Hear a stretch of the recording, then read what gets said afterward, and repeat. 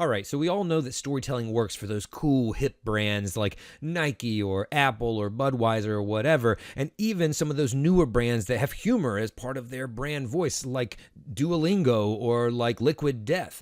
But to be sure, storytelling and leading with a storytelling strategy doesn't work with an unsexy business like, I don't know, a utility company, right?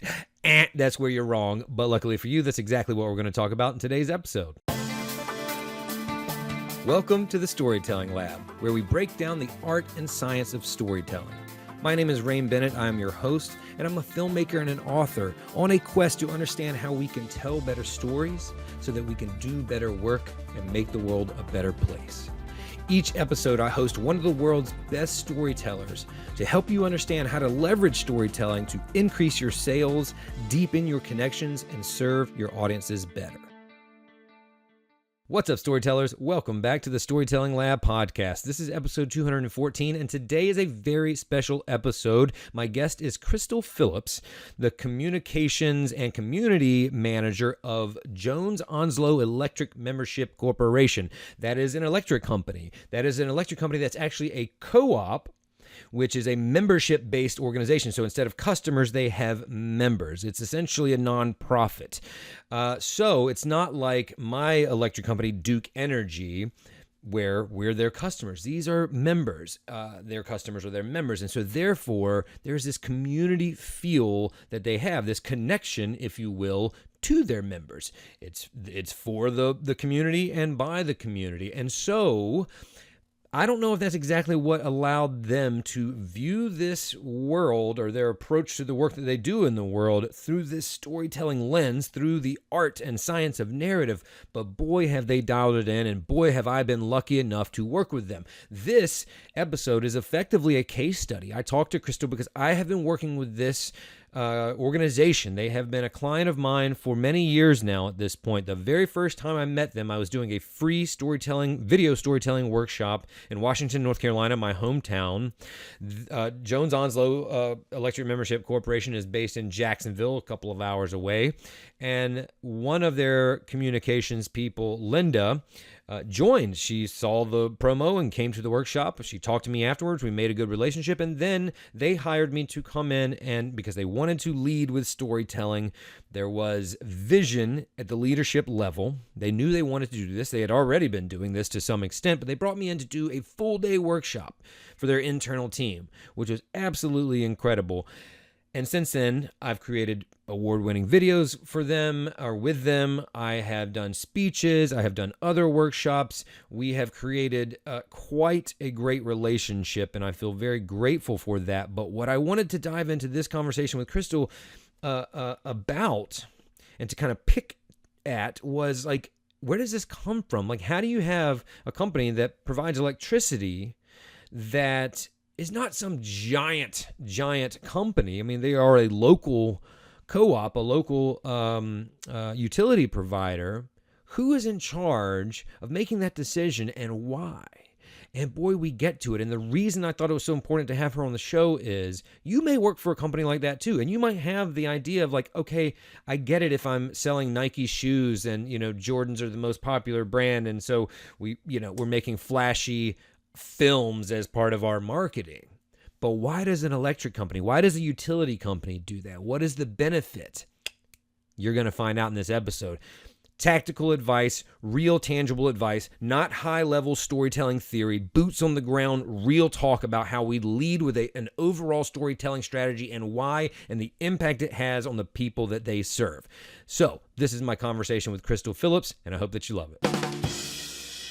Krystal, welcome to the Storytelling Lab. Well, thanks, Rain. Thanks for having me. Absolutely. I would like to get into all of the work that we've done together throughout this conversation, but I want to establish the foundation first for people listening. Let's start with exactly like where you work and what your company or organization does. Sure. I work at Jones-Onslow EMC. We are a local electric cooperative in Jones, Onslow, parts of Pender, and Craven counties. We're a unique industry. We offer electricity, which everybody has to have to power their lives. But the most important thing to us is that we are founded on 7 cooperative principles, and one of them in our department that's the most important is concern for community. So that community vibe that we bring is something a little bit different than most utility providers because we try to make sure that people know that we are their friends, their neighbors, and we're also out there trying to keep the power on every day.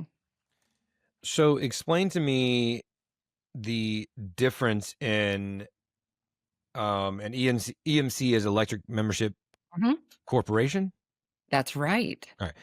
Before I worked here, and I used to work at a college, and I would always be like, "Oh, they've definitely spelled their name incorrectly. It should be ENC, like Eastern North Carolina." Right. But that was me being naive. Yeah. Electric membership cooperative, the most important part of that is membership. So Mm. if you think about like a food co-op, it's very similar. We have been around for over 85 years. And so at the beginning phases, there were huge companies that were just getting on the forefront of utilities. So, like you think about running lines, but those companies were focused on like the major cities, like your Raleigh, Charlotte, those metropolitan areas throughout the country. But what happened to the people out on the eastern part of the state or in the western part of the state in those rural areas was they didn't see the power come into their farms or their houses or their communities. So an all co-op started this way. It was a group of people that banded together and decided we deserve to have power in our community just like everybody else. They saw the benefits of what maybe just having one light switch come on in their house could bring to millions in the future. They were very forward thinking folks. So in our instance in Jones-Onslow, there were a group of around 6 farmers out in the like one of our very rural areas at the time, and they decided to bring power. There was it's still around, it's the Rural Electrification Action, and that was done throughout the nation, and they were able to get federal funding for it, and then the cooperative was born.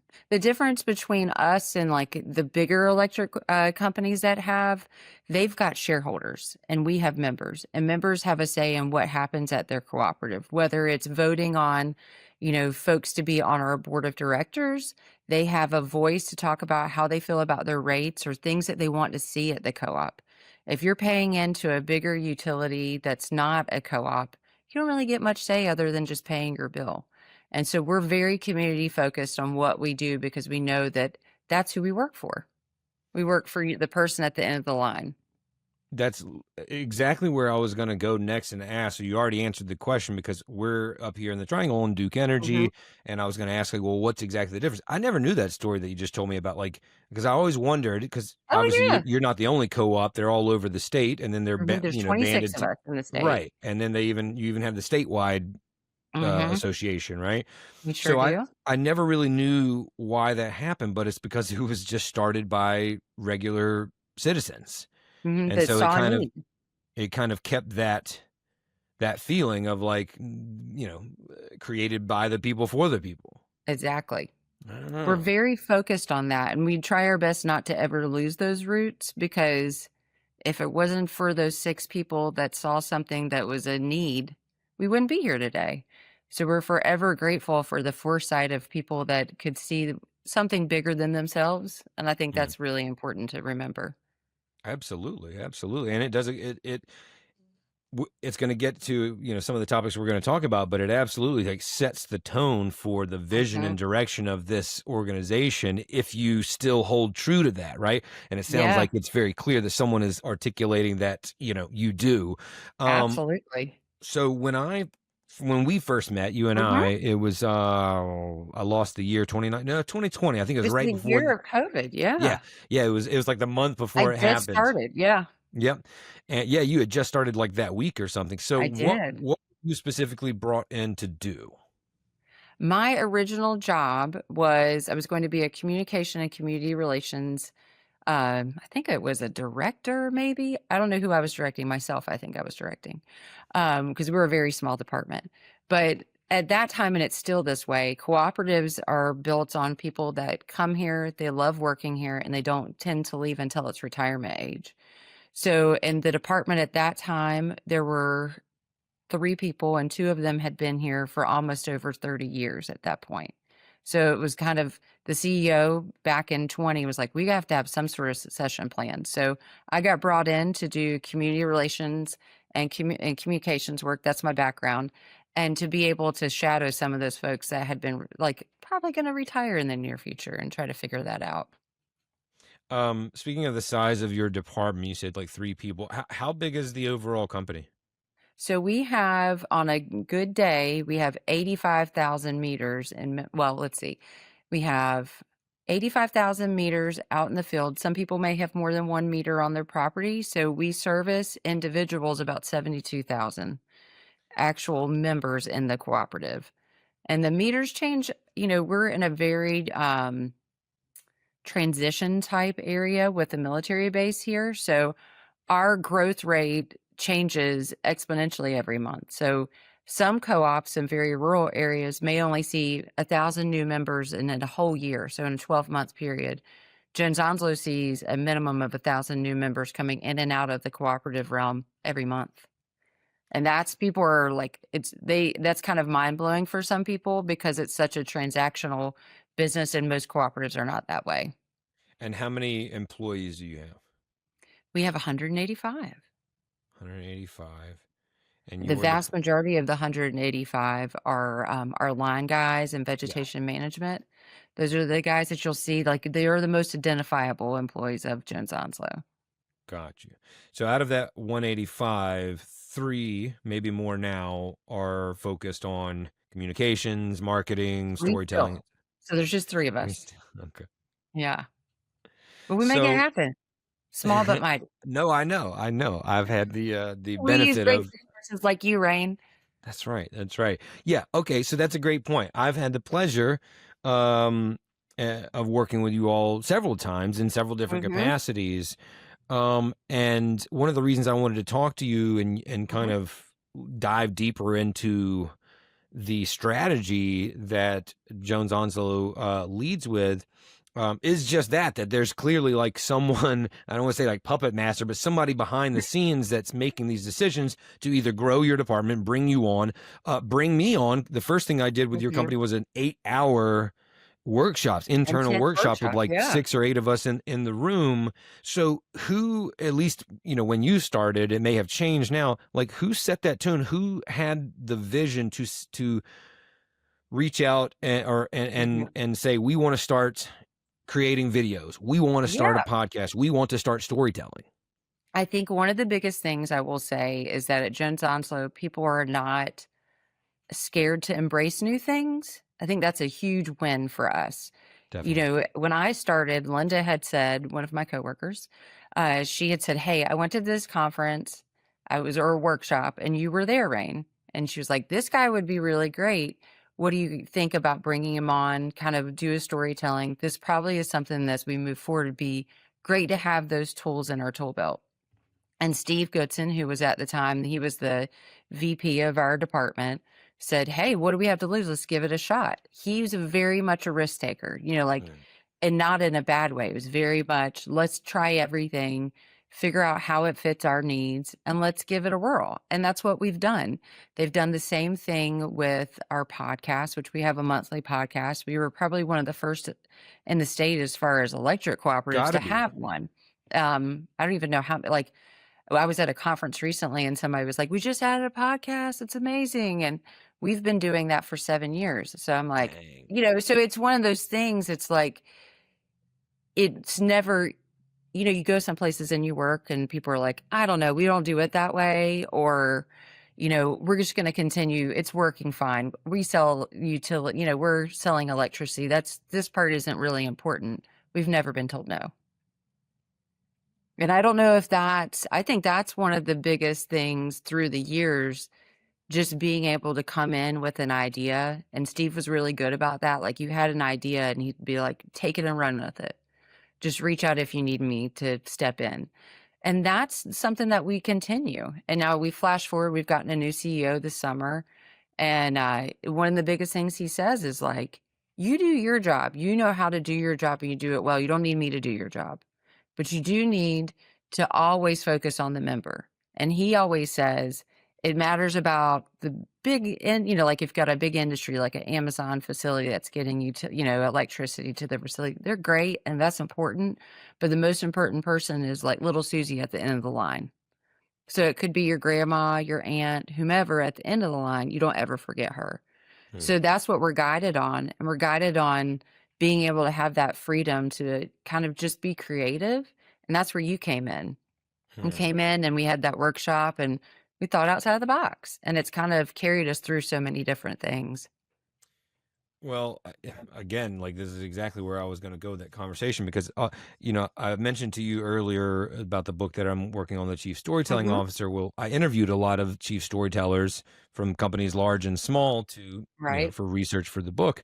And I would say all of them, but if not almost all of them, and I think it has to be all of them for this strategy to work, talked about their organizational culture being Hmm. one of collaboration and openness and trust, which is not the word that you Yeah. use, but it's what you just said, to Mm. be innovative, right? And so when you started Yeah. talking about Steve being a risk taker, Yeah. my mind goes to like, in order to be a risk taker and to kind of lead a team of risk takers, you have to Hmm. have those things. You have to have Yeah. open and collaboration and trust. So, what is the culture like at your organization? I will say whenever you get hired at a cooperative, and I think this is pretty universal, like you're a family. Like that's part of your whole entryway of like that first day of HR training.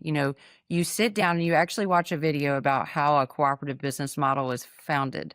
So you're ingrained pretty much at like day one of this is why we are here and why we do what we do. And then from that point, now all the employees have to go department to department and learn a little bit about every job that happens here at Jones-Onslow. And that's done for a lot of reasons, because if you live in a bubble, you will always stay in your bubble. So at Jones-Onslow, it's like it's time to pop the bubble. You got to go around and feel a little uncomfortable and get to know everybody. And there are a lot of us. And when I have people come in my office, I'm always like, remember where I am. Come if you need anything, even if it's not my department. And that's kind of how a cooperative business model works. If you have somebody that's sick, it's like your casserole brigade movie. The casserole brigade, they come here. Somebody's sick, they will take it all and somebody delivers it. It's a very big family and we try to continue that whenever we hire folks to come here. You have to be a good fit to feel comfortable to have a communication style that's open because everybody wants to make sure that you're loved on and taken care of. And that's one of the safest places to work because you can have some risk. And if you fail, it's not going to be the end of the world for you because it's a safe place.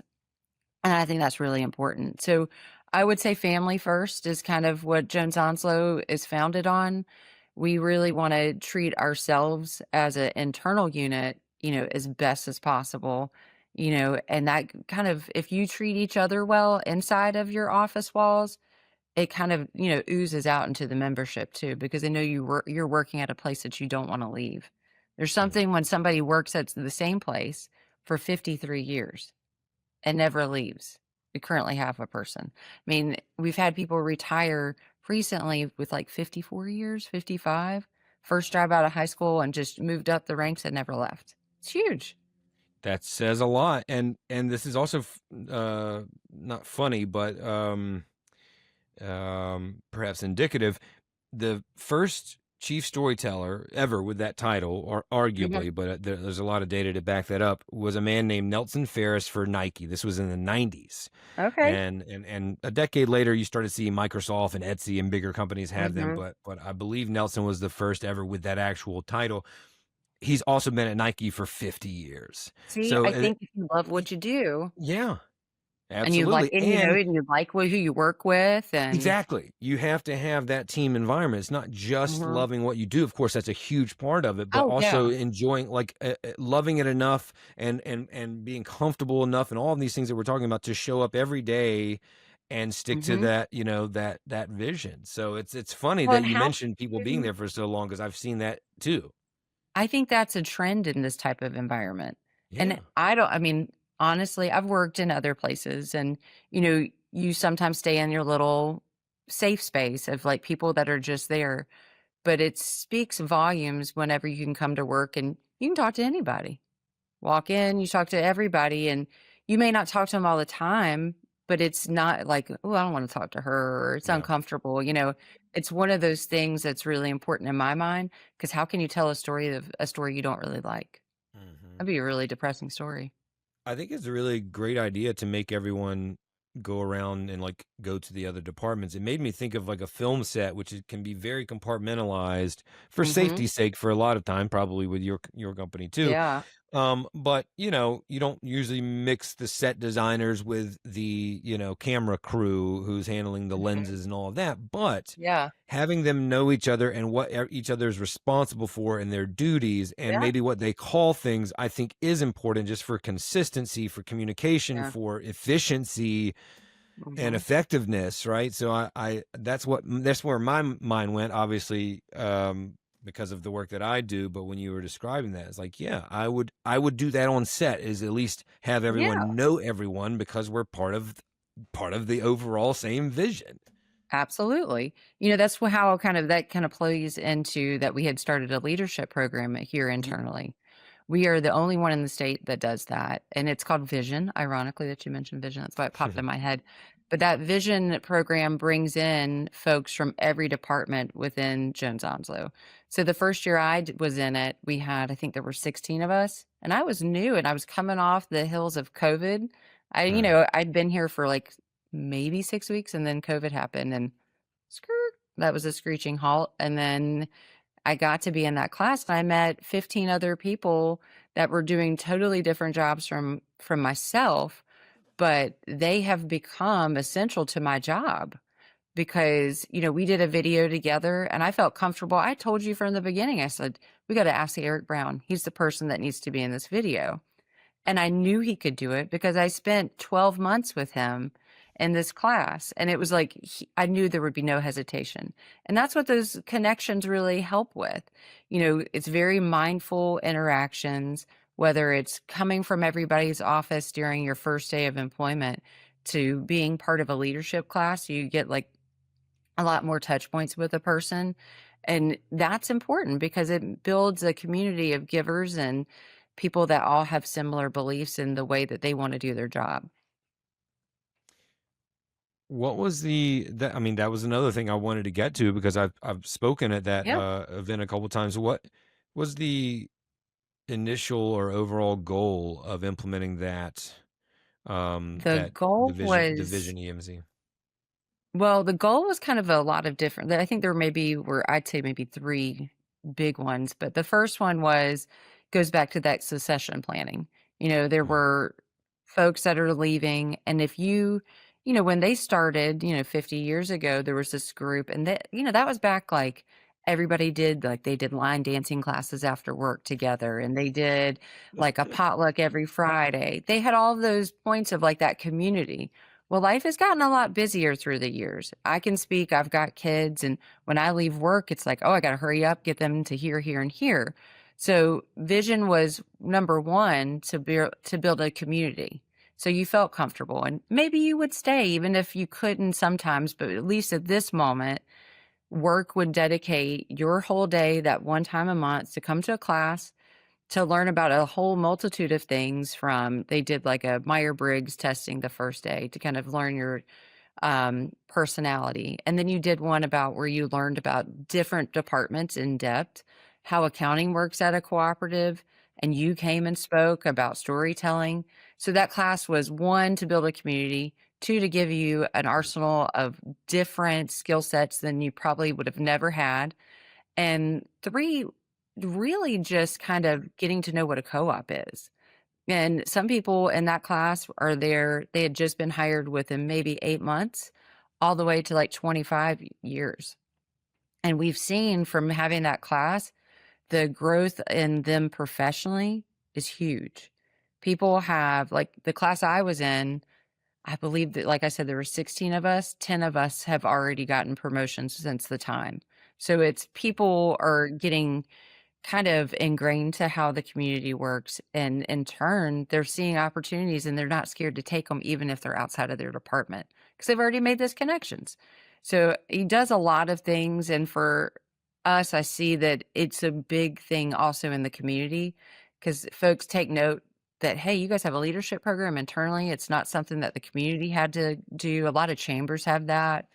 So people were really impressed in the fact that as a company, we take a lot of pride in our employees to do that. Absolutely. Are there other examples or other ways you all do? I'm always kind of fascinated in internal storytelling or Yeah. communication. Everyone typically thinks about it's just storytelling is just external, right? Our marketing, Mhm. our communications, our website copy, et cetera, et cetera. But I love that. I love the leadership, vision that you all have. But yeah, are there any processes or programs that you all have that kind of share stories internally? Well, we feel like it does start here. So over the past, I'd say maybe 4 months, we've really made strides to get those conversations happening even if you can't see each other. Mhm. So we do have an internal SharePoint page, and that's kind of like the hub of everything. So if somebody's got something going on that maybe you don't know about, but I would know about, and I want to share it with everybody, I actually take time to write little articles about happenings that our fellow employees have going on. We do, anytime we sponsor an event in the community, we want people to know that here internally, it doesn't just go to the CEO for the tickets, it goes to everybody. So our new CEO that came in this summer, he's been here for 37 years, and he's real big on it starts with us. So starting with us means a lot of different things. If in years past, if we'd sponsored something, tickets would go to whomever. But Ricky Moretti's vision was it should be able to be open to anybody and everybody that wants to go somewhere. So we started these big things for like almost like a lottery for events that we sponsor. And as an electric co-op, we're sponsoring a ton of events. So it goes from like hunting days and dancing with the star tickets, whatever. But the thing that we've seen that I think is so cool is that all these people put their name in the hat and then they start talking about, Mm, oh, did you put this? Did you do this? And they have like little chats underneath. And it fostered something more than the event. And one of the highest moments I have to say is that this summer, so statewide gets tickets to football games, which that's like Hunger Games trying to get on the list to get those tickets, you I know? bet. So I sent in and she's like, well, I can only get you one game. And it was the ECU BYU game. I was like, sounds great. So we get these tickets. I put it out on the lottery instantly. It's like 26 people are like, I want these tickets. This is how many people I have, blah, blah, blah. Well, I have a random number drawer. The ticket goes, it goes to a person that works in our, he's a lineman. He's never gone to a college football game in his life. Oh. And so I was like, hey, you won this ticket. He's like, oh my God, this is going to be so great. So they go Monday at work. He's going around showing everybody pictures from the game. He's like, oh my God, they had fireworks. They had this. And that in my mind is better than us just sending out a generic newsletter of like, have you done your medical insurance update? In my mind, that one interaction with the one person that got a ticket lit a fire in somebody else and been like, hey, I want to do that too. I want to sign up for that. Maybe I could be part of it. And Jones-Onslow thought of me to be able to have access to that stuff. Mm, That's a win. big time. I can look on the internet for my medical insurance, but I can't look up on the internet for how to build a relationship with a coworker. Mm, I mm, could, mm. but it would probably be kinda lame. It's so funny, and I don't want to make this episode about the book, but I'm currently in revisions for it, so it's very much how I'm spending like every Yeah, day. front and But center. I talk so much about like establishing a culture where your team has buy-in to the vision, Mhm. right? To everything that you're talking about, and like you're literally explaining what I am trying to explain, which is why I wanted you on the show, and you're doing like such a great job at it. You're The welcome, you way can pay me later. I will. I'll write a blurb for your book. But Oh. but that's exactly it. Like you're not, no one is telling you what to do. Like you've said the word family, a lot, but you can see that's why your team members buy into where we're going, what we're trying to Mhm. accomplish, because you've created this atmosphere, this environment, this culture that just it just leads to that. It's not Mhm. forced. It's not like Yeah. I'm telling you to do this. It's like I want to show up because you've created Yeah. a space that makes it fulfilling, enjoyable, etc. And it's just you guys are a Mhm. living, breathing example of it. So I absolutely love to Thanks. hear We all of this. try. Absolutely. What are um what are some examples of what you would consider successful attempts at storytelling that you all have done Mm. there? I mean, I think one of the biggest ones will go back to, we did a video with you, the first one out of the gate, and the it was the Christmas evening of a line worker. And so Mm, for that's one of those things, when we started that project with you, we're like, the most identifiable person at an electric cooperative obviously is a lineman. But what happens to the lineman on holidays and what happens to his family? And so that was a huge success. It won all sorts of awards, and that's great. But the biggest award I thought was that our members really appreciated it.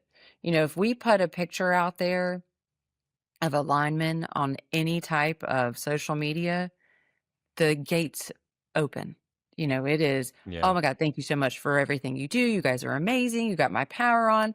And that's wonderful, but we wanted to articulate that your power may be off, but ours is too, but they're Uh, leaving their families to make sure it turns back on. And so that's like really kind of I think we always have story told, that was terrible grammar there. Um, but I think that kind of propelled us to say, "Hey, we can do it a little bit we can level it to the next section." There's more to tell here, and that was kind of like the gateway into it for us, because 'cause yeah. we're constantly telling stories, like, in person to people, but to be Mhm. able to show it is huge. Um,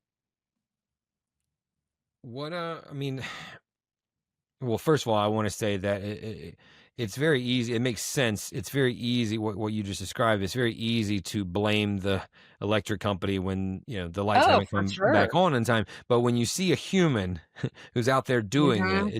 it literally personifies it, right? But Oh, it yeah. encourages a lot more empathy because it's Yep. not just this nameless, faceless corporation that's the big bad corporation keeping your lights off Mhm. because they're just being lazy or something. But no, it's a Absolutely. guy with a family who's out there It makes a leaving his connection. family. Yeah. Yeah. It's funny because you say that, and at home, if our lights flicker, my husband's like, "What are we here in a 3rd grade? Are we like, what's this, 3rd world country here?" And I'm like, "Whoa, whoa. It could have been a squirrel on the line. Something could," Yeah. and he's like, "Okay, you're right. There's a person out there." It's like, Yeah. if you It don't humanizes make it. that connection, that you realize that, hey, there's a guy that had to leave his family. And if you talk to folks, you'll hear that on a regular basis. "Hey, I was at a birthday party. I had to leave," or "I didn't make it to my son's, graduation," because they are making sacrifices to make sure that we're all taken care of. And it's not to guilt trip anybody, if you have a complaints are, and we understand that's part of a conversation, but we want to let them know that we hear your concerns and we're doing everything we can physically to make them better. And we want to try to articulate and show that in the best way possible. And by doing stuff like that, it really helps. So one simple question, Hmm. but larger in concept. With that video, because I think that might have been the first time, probably not the first video you've created, but that was a big deal, right? It was a It big was a big deal. production. Yeah. You all invested $2 million that you gave to me to do this. Yeah, right. Uh, I wish. You no, but wish, I know. yeah, no kidding. No, but it was still a significant investment of Oh, for time, sure. energy, Yeah. resources, money, your team, etc. Hmm. So the simple question is why? Like, what was the goal? What was the expectation? Like, Hmm. why were you all willing to take? And I would say that it could be a risk, right? Because of Yeah, the for investment that sure. you put into it. So, like, why was it worth it to you all? Well, I think, okay, there's a couple of things. When you go to electric cooperatives, we all do them. Those corporate videos where it's like the wide frame and you're going to the co-op and you see the office building and you get to go and have all these, like, we're going to do transactions at the office. Like, those things are great to showcase what you do, but how about showcasing what you really do? Like, those are the things people already know we do. They know that you can come through the drive-through and make a payment. I hope we've told them 7 different ways, 7 different times on all sorts of, marketing materials. But to take a risk and do a video like this, it was showing them something they didn't know. You might have known it in that little piece of your brain that, oh yeah, alignment has. It's just like when your kids see a teacher out of the environment and they're out of the classroom. I know everybody's had that happen. Yeah, yeah. And they're like, why are you at the grocery store? They don't think they live anywhere except for the 4 walls in which they are confined in. So to be able to have a lineman or whomever on Showcase, it showcases them a little, like that video really showcased them in their own environment. And it makes that connection. I say connection a lot. There's utility connections, people connections, but it's kind of what we all run on. Absolutely. So that's kind of why we did it. We've done the videos. And it's funny because the year before we did the lineman video, we did like a corporate video because that was we were coming at, like, we had to do a virtual meeting, and it was a great video. And then somewhere in the middle of it, we're like, we got to showcase like the community people. And it like started to take a whole nother element. And we're like, why are we forcing something to happen that is so easily, made here internally? Because we are part of the community. And that's why we did it, honestly. The video we did previously was beautifully shot, very well done, and it definitely made some community connections, but we wanted people to be able to connect with us, not just other people. Still, so impressive and cool for me as a storyteller, as a filmmaker, for you all to create a scripted. I mean, it was a short film, basically, Yeah, the way I viewed it. I awesome. mean, it felt like it looked like it played like it. We popped popcorn and watched it at our desk when we put it on. We Nice. were so excited. Oh, that's awesome. It still holds up. It's beautiful. Side note, when you were talking about seeing your teacher, that makes so much sense. But did you ever, I think you grew up in kind of a small area like I did, Yeah, right? yeah. D For me, the example of that was, did you ever see like the local news anchor out like getting Oh food my like God, Skip that Waters. He was through? Yes. the That weatherman. Are you yes, that's kidding? what I'm talking about. That threw me for a Oh, loop. I was working at Jersey Mike's and I like served, I forget who it was, and it was just like, you're so used to seeing the coiffed hair and the makeup and and yeah. then they come into the door and you're like, "Wait, what? I'm tripping right now. You're supposed to be on my You're like, "Wait, TV you're not screen." supposed to be here. You're supposed to be inside that little box in my living Exactly. room." I know, I get Exactly. it. I do. Oh my gosh. All right. So the question for any business, brand, organization, when it comes to investing into more creative, Mhm. heartfelt storytelling, connection, communication, all the things we're talking about, is like, how do you measure the ROI, the success of it? Oh, Like, the how do you know ROI. if this thing, this investment we just talked about, this risk that we just talked about, that you loved in your heart, you pop popcorn to watch, how do you know if it was successful or not? How do you measure that? Is it by dollars and cents? Is it by some other metric? Mhm. It's definitely a different metric than dollars and cents because for us, we don't have an option to say, "Oh, you could either have us or another, utility." Fair. Everybody already has us. So ROI for us is a little bit different, as far as marketing and communications. Our biggest thing is that we do surveying. So we survey our members 2 times a year, and then we have little pop-in surveys, the other 2 quarters, but we do a big one, and it's done on a ACSI score rating, which is like the highest satisfaction rating you can get in the country.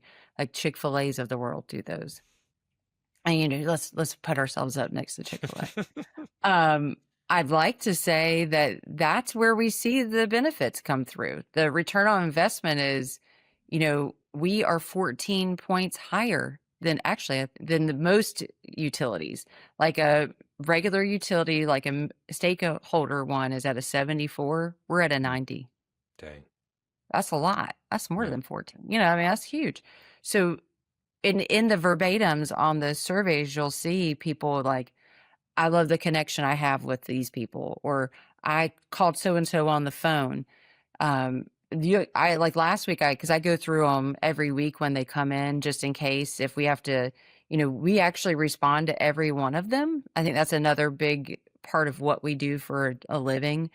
When somebody emails us or makes a comment on that survey, even if it's good, bad, or indifferent, we're responding. But some of those do say, like, hey, I know about this because you were doing marketing on it, or I know about this because of XYZ. So for the surveying part, I would say that's the return on investment.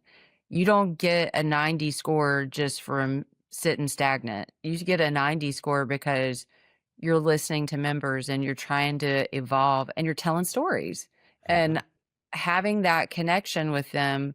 Now that they saw that video, I can't say 100% that this is why they don't, but instead of picking up the phone and calling and complaining, the numbers to the call center are a lot less because, oh, I'll wait. They might have just left their house, or it's called, like there are a lot of other factors that they saw through video storytelling that maybe might stop them a little bit at Mhm. first before they call in anger.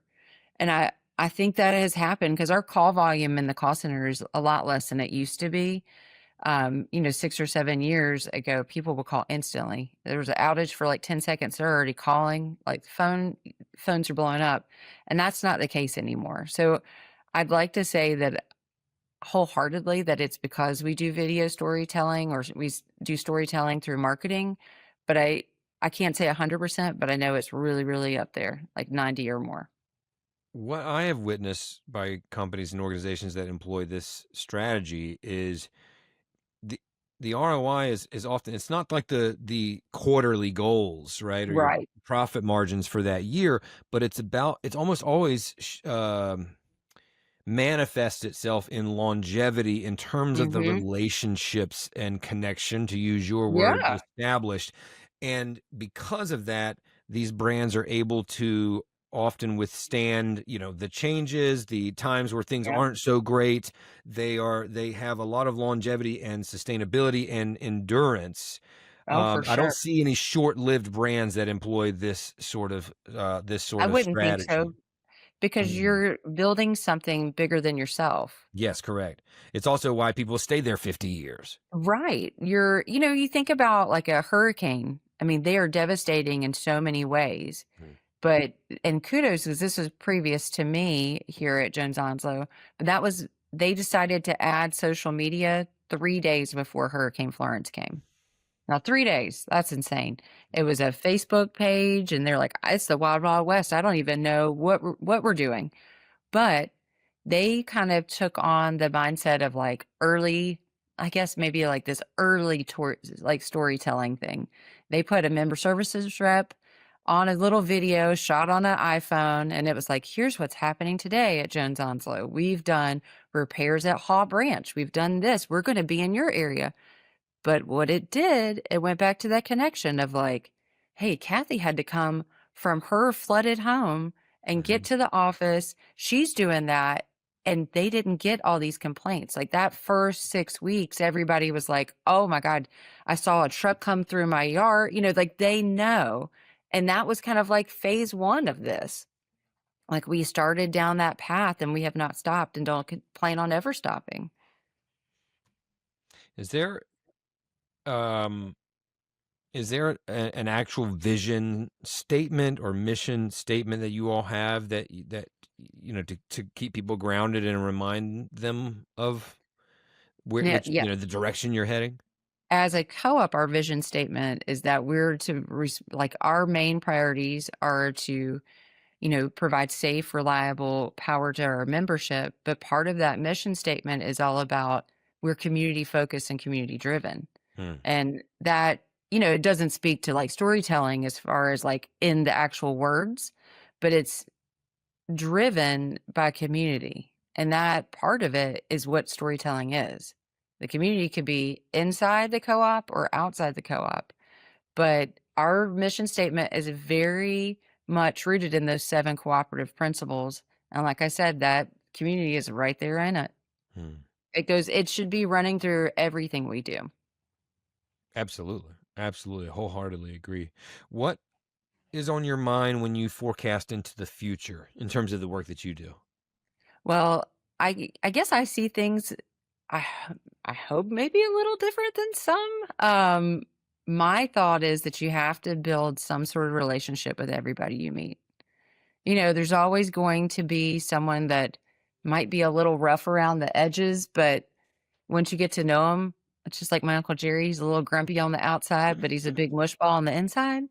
So in our department, we really focus on, I've told when we have our weekly meetings, it's like, okay, guys, this week we've got, a myriad of things that I have to accomplish.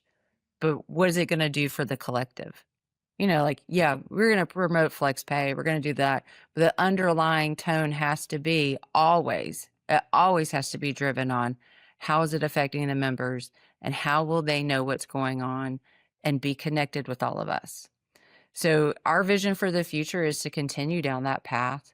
Our hope is that our members can become even more engaged. We're looking at adding a lot of new things in the forefront. Sometimes things are rough and there could be changes in, how we do business. But if we're upfront with them and honest, they're a lot more likely to understand why we do what we do. So we're very transparent. I think as we go forward, you'll see even more of that. We're open book. And we move forward, we'll have another video with you for sure. That's definitely coming. And storytelling is at the root of all of that. Sometimes you think about storytelling and it seems like it has to be this big production, and it really doesn't. No. It's an easy conversation. The easy conversation can be about a lot of things, but I know that here in the South, we have a gift of storytelling, so let's use it. And at Jones-Onslow, we have a lot of stories to tell, and we've got 85 more plus years to tell them, and they will all be a little bit different, and that's a good thing. Perfect place to end today. That just put the stamp on it all. This was so great. I appreciate you so much. I mean, I knew that You're welcome. I knew you all had this strategy, so I knew that it would be a valuable episode, but like honestly did not know how perfectly it would align. I'm super glad that you came on the This is show. why you and I just talk. Totally. But it always gets to the best results, right? Like it's like, Oh, yeah. and we've batted the ball back and forth across the net several times, like in our work together over the past few years, but like it always yields the best results. And why?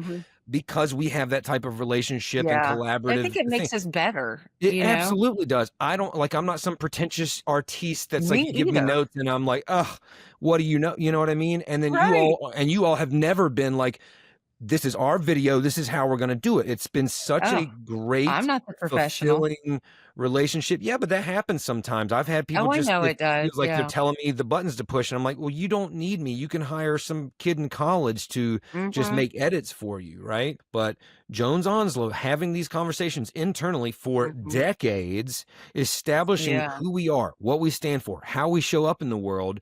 It's consistent years and years and decades, decades on, and it will continue to be.